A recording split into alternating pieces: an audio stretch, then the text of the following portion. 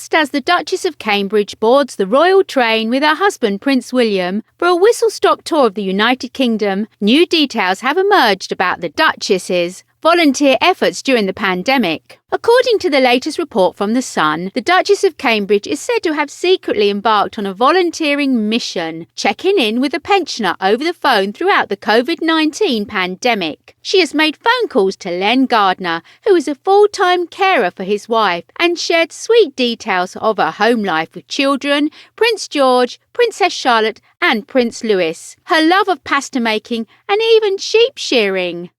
Catherine, 38, was put in contact by the Royal Voluntary Service during the first lockdown period, which began in March. Revealing his story to The Sun, Len Gardner, 85, from West Yorkshire, was left lost for words when he was introduced to the Duchess on May the 13th. I was flabbergasted when I found out who would be calling. The first question I asked was, "How do I address you?" she said. "Call me Catherine," he said. He went on to say that after their first two sentences, how he felt at ease with a mum of three. "After the first two sentences, I didn't feel like I was talking to someone so important. She told me Prince George and Princess Charlotte were playing in the garden and she was keeping an eye on them through the window," he recalled. During the conversation, the pair discussed their shared love of Italian food, with the Duchess asking whether Len made his own pasta. "I said I don't because I haven't got a pasta machine, and in any case, you have to use a special flour."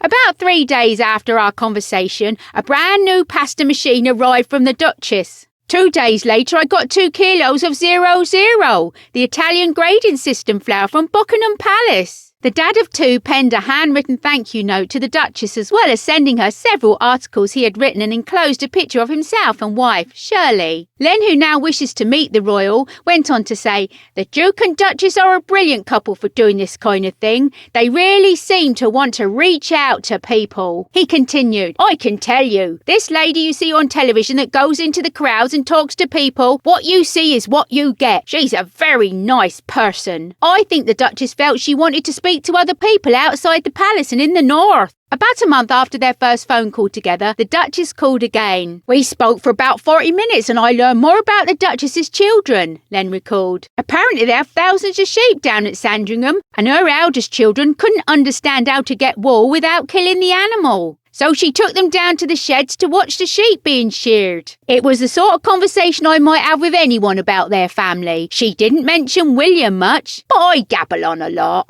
Len, who is battling bladder cancer, also said he will treasure his conversations with the future Queen for the rest of his life.